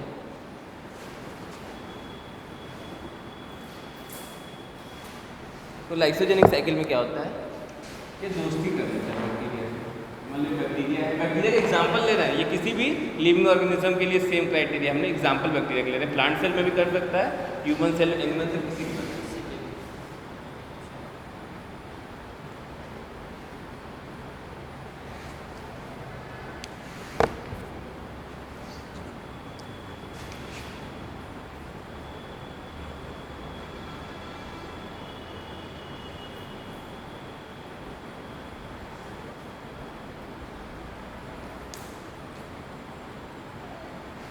ऐसा होगा कंडीशन रहा होगा।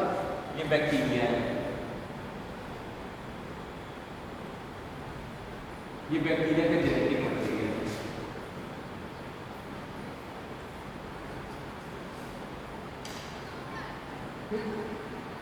इतना क्लियर है? अब ये क्या किया, ये वायरस आया इस बैक्टीरिया के ऊपर आके बैठ गया। ये क्या करेगा, अपना ये जो डीएनए है या फिर जो भी जेनेटिक मटेरियल है उसको नीचे गिरा देगा। तो यहाँ से हट के यहाँ पे आ गई। ठीक है, अब क्या करेगी, ये जाएगी इसके साथ अटैच हो जाएगी इस कंडीशन में।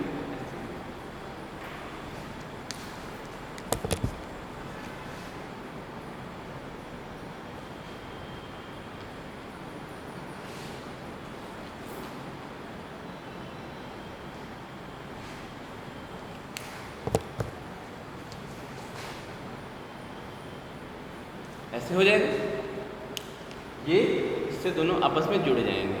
ये वायरस वाला रहेगा, ये बैक्टीरिया वाला पहले से है, दोनों आपस में क्या हुए, जुड़ गए। अब क्या होगा, ये बैक्टीरिया डिवाइड है।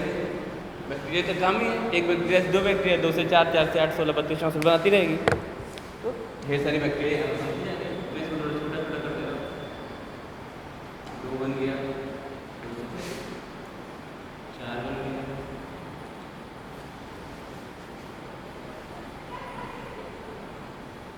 डिवीजन होता है और ये बार बार क्या होगा, कुछ ऐसी कंडीशंस बनेंगी इसमें।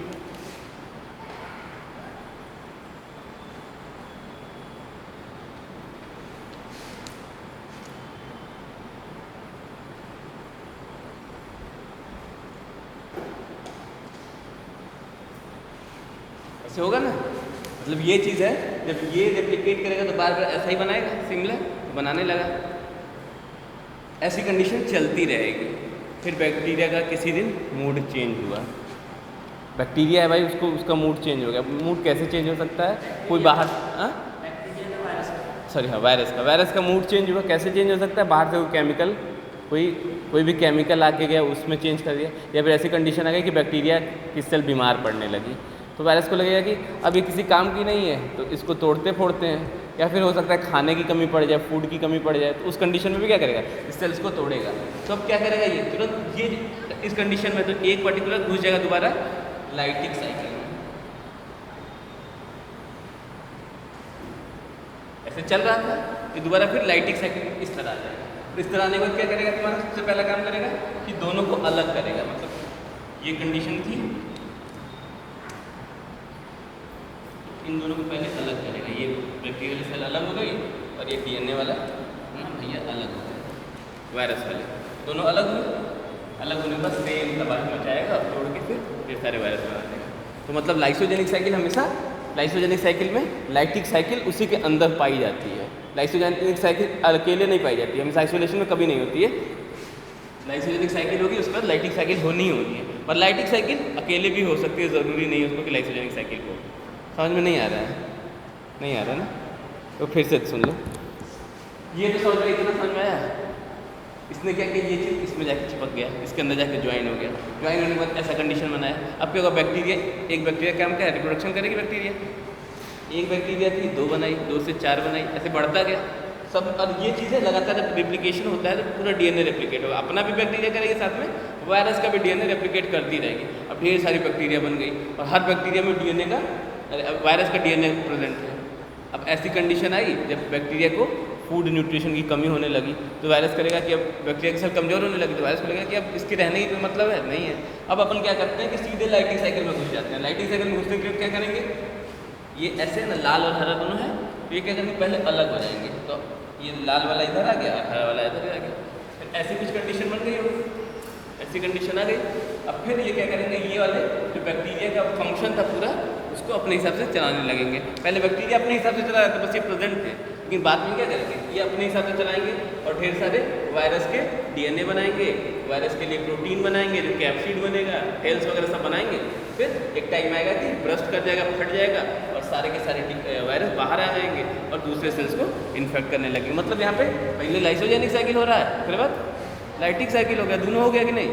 यहाँ पे जब लाइटिक साइकिल हो रहा था तो अकेले लाइटिक साइकिल हो रहा था। क्लियर है कि नहीं है?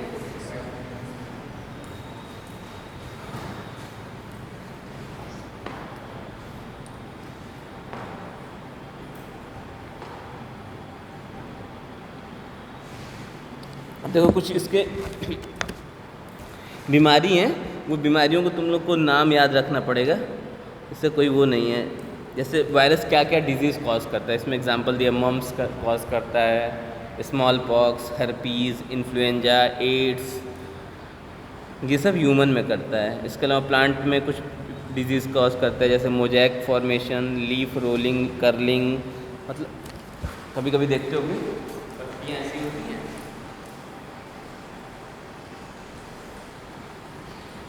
कर्ल हो जाती है, ठीक है। ऐसे लीव्स का जो आगे वाला पोर्शन है हमेशा हल्का सा ट्विस्टेड हो जाएगा, ऐसे कर्लिंग। तो ये भी किसकी वजह से होता है, वायरस की वजह से होता है। अपने आप नहीं, इसका मन नहीं करता पत्ती का कि हम थोड़ा सा डांस वांस करें, डांस नहीं करती पत्ती के, वायरस इन्फेक्ट कर जाता है, वायरस इन्फेक्ट करने के बाद वो ऐसे मुड़ जाती है। कभी कभी पीलापन आ जाता है, येलोइंग जिसको बोलते हैं, पत्तियाँ येलो कलर की हो जाती है, वो भी वायरस के इन्फेक्शन की वजह से हो सकता है। कभी कभी धब्बे पड़ जाते हैं, वो भी किसकी वजह से होता है, वायरस की या बैक्टीरिया की वजह से होता है। कुछ वायरस की वजह से होता है, कुछ बैक्टीरिया की वजह से होता है। बैक्टीरिया तो पढ़े ही हैं, फंजाई का भी पढ़ चुके हैं हम लोग। यहाँ पे वायरस की वजह से भी डिजीज़ प्लांट में होती है। ह्यूमन में भी बहुत सारी डिजीज़ होती है। ह्यूमन में जैसे सबसे बड़ी डिजीज़ अभी सब लोग जानते हैं, कोविड हल्ला हुआ था पूरा, कोविड-19 क्या था, वायरल डिजीज़ था। सार्स भी वायरल डिजीज़ था। एक बीमारी है एड्स का फुल फॉर्म किसी को पता है? 1-2 बार पूछा है नीट में, बड़ा सिंपल सा है लेकिन आधे लोग गलत कर देते हैं। एड्स और HIV में डिफरेंस पता है किसी को? पढ़ेंगे हम लोग, एक 12th क्लास में शायद चैप्टर है, वहाँ पे पढ़ेंगे, डिजीज़ वाला चैप्टर 12th में ना, वहाँ पे पढ़ेंगे। हाँ, एड्स से HIV का फुल फॉर्म कोई तो बताया यार, आसान है ये तो। हाँ बताओ, जिसका भी पता है बताओ। Human immuno virus. और एड्स का पता है? सुनो, तुम्हें भी नहीं पता है? तुम बताओ अर्शी, तुमको पता होगा ना? नहीं पता है? संदीप नहीं पता है? आपका क्या नाम है? नेहा, आरती, पता है? लिखो होमवर्क, एड्स का फुल फॉर्म, कल एड्स का फुल फॉर्म लिख के आएंगे। अभी नहीं लिखना है, कल घर से लिख के लाना है। थोड़ा घर पे भी काम किया करो। एड्स का होता है acquired immuno deficiency syndrome. DNA RNA में डिफरेंस कोई बताएगा हमको? सब पढ़ के आए हो। कौन कोई बताए? कौन तुम बता रही हो ना? बताओ। नहीं बता रही? अरे गलती बताओ, कोई दिक्कत नहीं है। कोई बताया था यार एक दिन, मुझे याद होगा किसी को। अरे बताओ कैसे बताओ, जैसे यार अब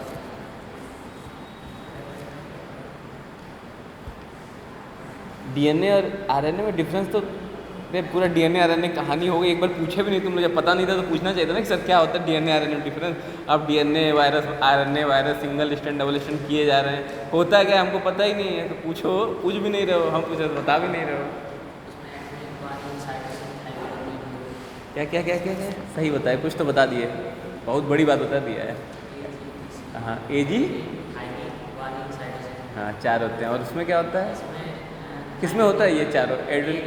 हाँ डीएनए में क्या क्या होता है? एडिनोसिन होता है, थाइमिन होता है, साइटोसिन होता है, साइटोसिन होता है। 4 गुआनिन की जगह नहीं, थाइमिन की जगह। हाँ यूरासिल होता है। ठीक है, एक डिफरेंस तो ये है। अच्छा, और मेजर नाम देखते हो ना, डीएनए का क्या नाम है? Deoxy ribose nucleic acid. इसका नाम है राइबो न्यूक्लिक एसिड। नाम में कुछ अंतर दिख नहीं रहा? नाम सही दिखाओ। डीऑक्सी राइबोस न्यूक्लिक एसिड, इसका खाली राइबो न्यूक्लिक एसिड। दोनों तो स्टार्टिंग में बस एक थी, तो डिफरेंस है डीऑक्सी। तो उसका स्ट्रक्चर बनाते हैं शुगर का ना, शुगर का स्ट्रक्चर किस तरह का होता है, केमिस्ट्री में पढ़ोगे।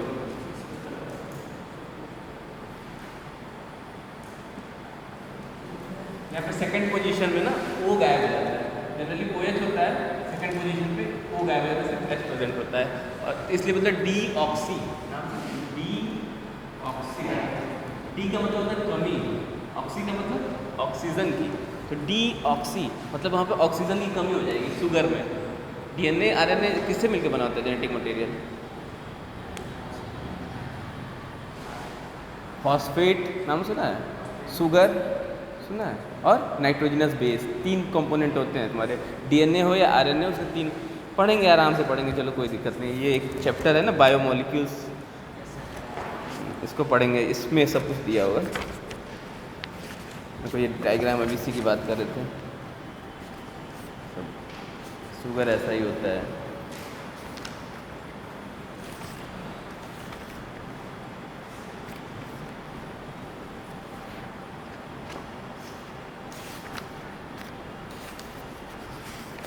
हम इतना मान के चल रहे थे कि तुम लोग 11वीं 12वीं पढ़ के आए तो थोड़ा बहुत जानते होगे।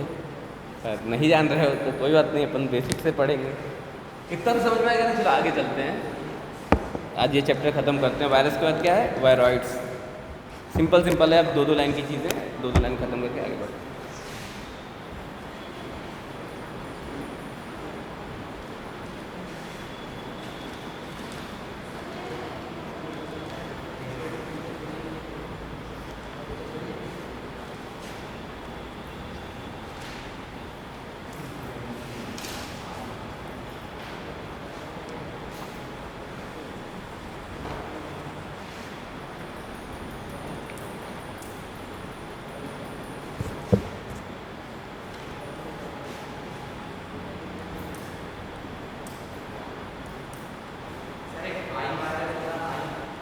आई वायरस, आई वायरस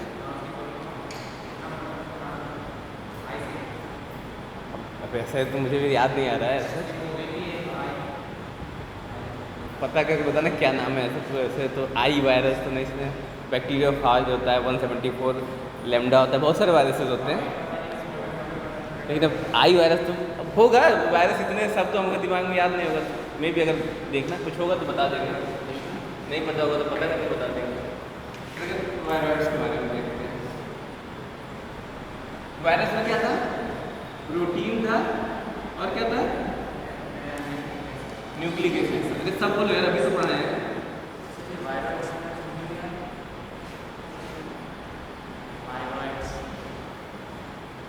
ये 2 चीज़ होता है ना, प्रोटीन और न्यूक्लिक एसिड। अब देखो यहाँ पर वायरस के केस में क्या होगा, ये प्रोटीन भी गायब हो जाएगा, सिर्फ न्यूक्लिक एसिड प्रेजेंट होगा। तो वायरस किसके मिलकर बना हुआ है? न्यूक्लिक एसिड से मिलकर बना हुआ है। ठीक, इसको खोजे थे एक साइंटिस्ट ने, डीना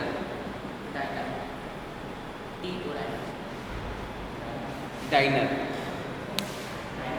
डाइनिंग करने गए होंगे, कहीं खोज दिए होंगे, डिनर करने गए थे डाइनर। हुआ क्या था बेसिकली, इन्होंने किस में खोजा था, एक पोटैटो में खोजा था। किसमें? पोटैटो में, आलू, पोटैटो में। इन्होंने देखा था कि कुछ पोटैटोज का शेप जो होता है ना एकदम स्पिंडल जैसा। आलू कैसा होता है? आलू कुछ ऐसा ही होता होगा, ऐसा भी नहीं, और अच्छा सुंदर सा होता है, हाँ एकदम गोल। तो ये बना रहे हैं, इन्होंने जो आलू देखा ऐसा आलू देखा, ऐसा आलू नहीं होता है। देखो आलू में एक बीमारी हो जाती है, उसकी वजह से आलू का जो शेप होता है वो स्पिंडल शेप का हो जाता है। हाँ हाँ, तो उन्होंने जो आलू देखा था उसको यही बीमारी होती है, स्पिंडल ट्यूबर डिजीज जो है, ठीक। उसमें शेप आलू का जो आकार होता है कुछ ऐसा हो जाता है, डंबल टाइप का, डंबल से और भी मतलब हल्का सा ऊपर बीच में दबा हुआ ऊपर ऐसे स्पिंडल से। तो ये जो डाइनर थे, इन्होंने पोटैटो देखा तो पोटैटो को इन्होंने देखा कि जनरली पोटैटो तो राउंडेड शेप का होता है, पर कुछ पोटैटो कैसे हैं, स्पिंडल शेप के हैं। तो ये किसकी वजह से हो रहा है? तो उन्होंने पता किया कि भैया ये सिर्फ न्यूक्लिक एसिड कुछ प्रेजेंट है, उसी की वजह से हो रहा है। तो इन्होंने उसका नाम दे दिया viroids. It divide of protein, it divide of protein. मतलब इसमें प्रोटीन नहीं है, ऐसा वायरस जिसके पास प्रोटीन नहीं है उसको उन्होंने बोल दिया वायरॉइड्स। डिवाइड मतलब कमी होता है, ठीक। इसके पास प्रोटीन नहीं है तो इसको हम लोग क्या बोल दिए, वायरॉइड्स बोल दिए। किसने खोजा? डाइनर ने खोजा। कहाँ पे खोजा? पोटैटो में खोजा। कौन सी डिजीज हुई थी पोटैटो को? Potato spindle tuber disease, potato spindle tuber disease, tuber disease.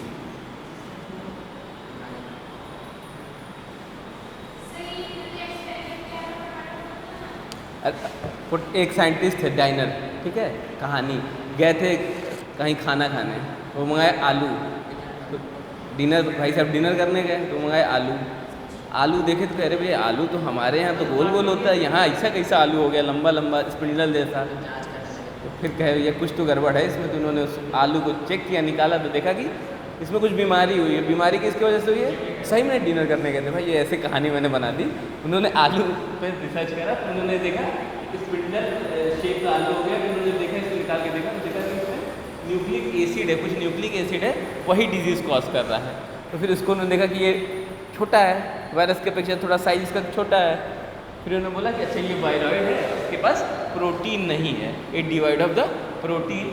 ये सिर्फ न्यूक्लिक एसिड है, वही इन्फेक्ट कर रहा है पोटैटो को, जिसकी वजह से पोटैटो का शेप जो है वो चेंज हो जा रहा है, स्पिंडल जैसा हो जा रहा है, ऐसा।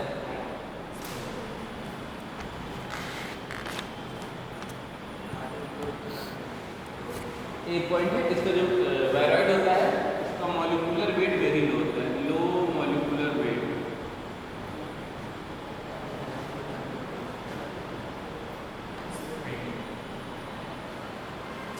High molecular weight, low molecular weight, समझते हो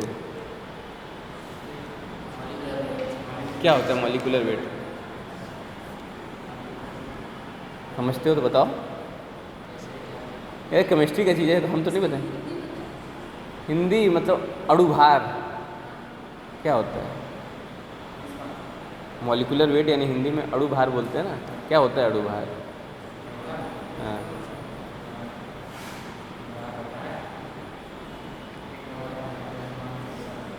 चलो लिखो, ये भी होमवर्क है, लिखो मॉलिक्यूलर वेट या अणुभार क्या होता है, करके ले आओ। तुम बना के ले आओ सेंट्रोसोम और सेंट्रियोल का डायग्राम। सर वो तो पाइप पाइप की तरह था। तो था नहीं तो बना के लाने के लिए कहा गया था ना। सर वो तो ऐसे बता तो बना के लाना था ना, बना देंगे वो अलग कहानी है, क्या किए हैं वो कहानी अलग है।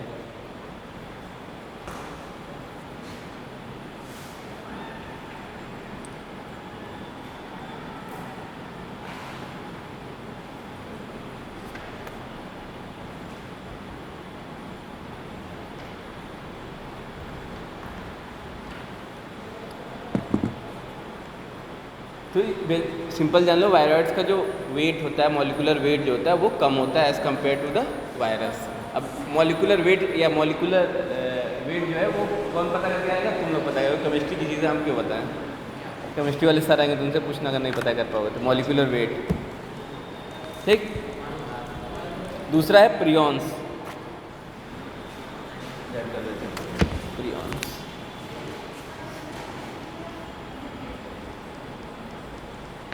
तो प्रियॉन्स क्या होता है, इसका भी साइज जो होता है ना वायरस के बराबर होता है, सेम साइज होता है। वायरस का कितना साइज होता है, लगभग साइज की बात करें वही प्रियॉन्स का भी साइज सेम साइज होता है, ठीक। दूसरी चीज, ये किसका बना होता है, ये सिर्फ प्रोटीन का बना होता है। यहाँ से न्यूक्लिक एसिड निकाल दिया, मतलब वायरस में से न्यूक्लिक एसिड निकाल दिए तो प्रियॉन बन गया। ये प्रोटीन कैसा होता है, अनयूजुअल फोल्डिंग होती है।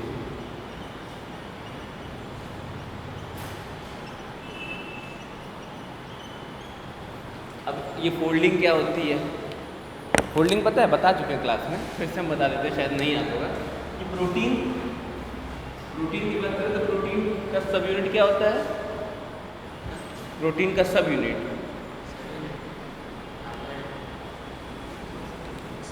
क्या, आप कितना मारे तुमको बताओ। कार्बोहाइड्रेट दूसरा बायोमॉलिक्यूल है, प्रोटीन दूसरा मॉलिक्यूल है, सब यूनिट मतलब प्रोटीन किससे मिलके बना हुआ है, अमाइनो एसिड्स।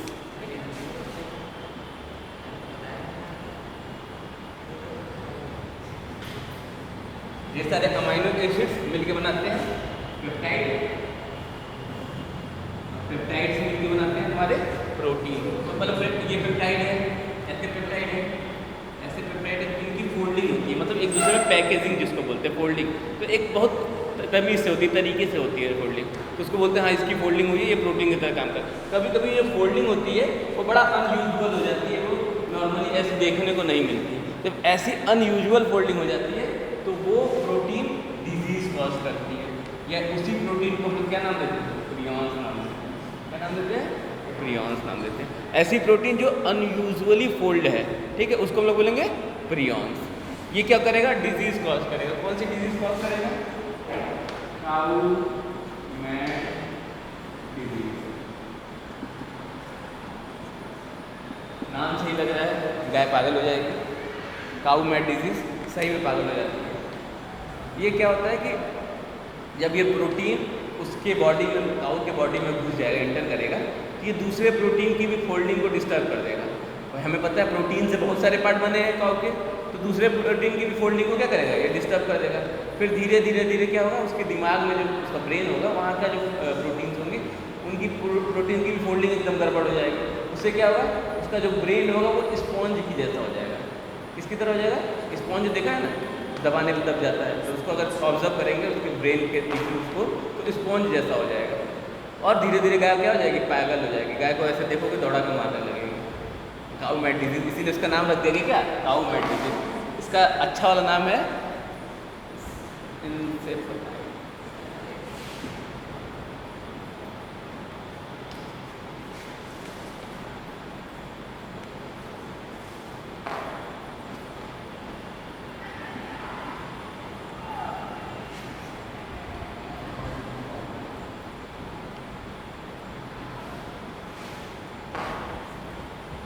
हेलो फॉर्म सही था क्या बता रहे हैं, आधा है नाम है, पूरा नहीं है यार, दिमाग से उतर गया है, इसमें नहीं दिया है क्या।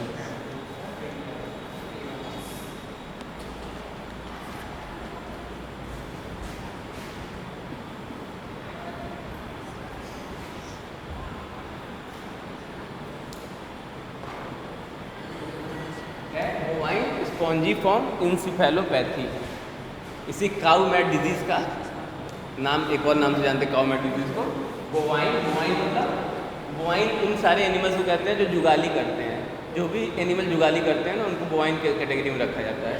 कौन कौन से बोवाइन हो जाएंगे, गाय हो गई, हाँ, ऊँट हो गया, और बफेलो, बफेलो हो गई, ठीक है, ये सब बोवाइन कैटेगरी में आएंगे। तो बोवाइन मतलब बोवाइन में होने वाला डिजीज। स्पॉन्जीफॉर्म मतलब उनका जो माथा होता है, सर जो होता है कैसा होता है, स्पॉन्ज की जैसा हो जाता है, तो बोलते हैं स्पॉन्जीफॉर्म। इंसेफेलोपैथी, इंसेफेलो किसके लिए यूज होता है, तुम्हारा ब्रेन के लिए यूज होता है, इसलिए इसका नाम हो गया तुम्हारा क्या, बोवाइन स्पॉन्जिफॉर्म इंसेफेलोपैथी या फिर काउमैट डिजीज। ठीक, यही कभी कभी जो प्रोटीन होता है हमारे अंदर भी चला आता है। तो कभी कभी ये प्रोटीन जो होता है ह्यूमन के पास क्या है तो कहते हैं जैकब डिजीज बोलते हैं, CR जैकब।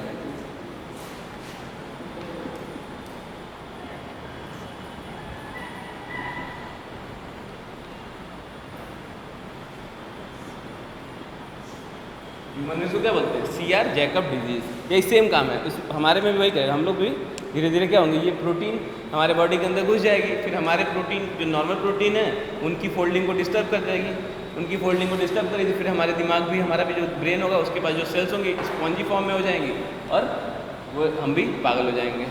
तो वो इस डिजीज़ को बोलते हैं CR जैकब डिजीज़। ये ह्यूमन में होगा CR जैकब डिजीज़ बोलेंगे, काऊ में होगा तो काउमैट डिजीज़ या और बोवाइन स्पॉन्जिफॉर्म इंसेफेलोपैथी बोलेंगे।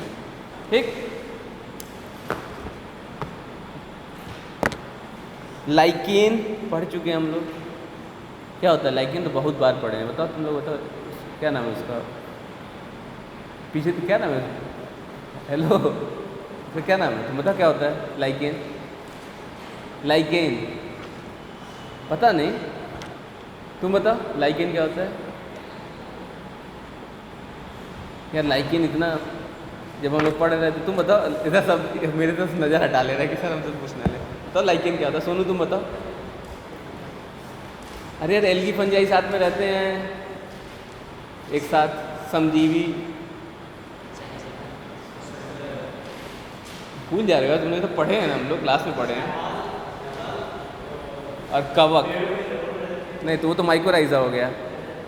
जब शैवाल और कवक आपस में एक साथ मिल के साथ में रहते हैं तो लाइकेन बनाते हैं ना। ये हम लोग पढ़ चुके हैं भाई, तुम लोग फिर से कॉपी पलटना जाके घर पे देखना, ठीक है।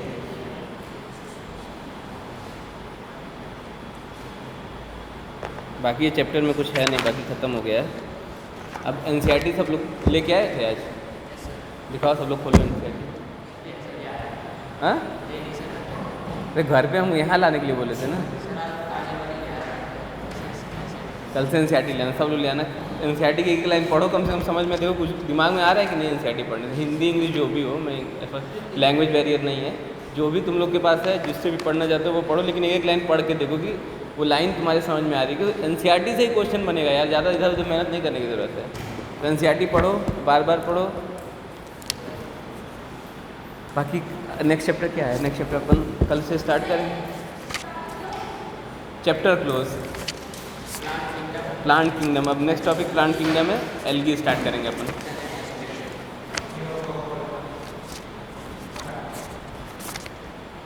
इतना सबका तैयार होना चाहिए।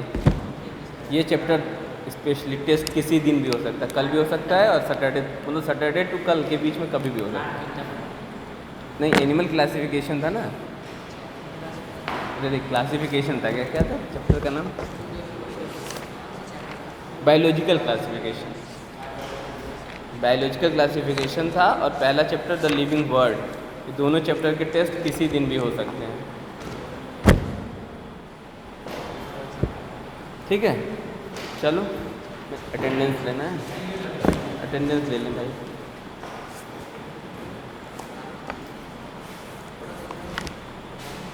वही सब आते हैं।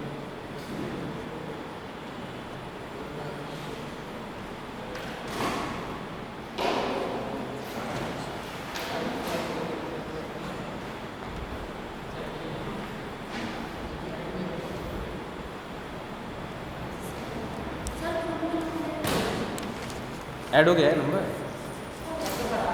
आप एडमिट ना सर कर दो ऐड। अरे तो भाई मेरे पास अथॉरिटी नहीं, मैं कैसे कर दूँ? अच्छा लाभ कर देते, कोई इशू नहीं है।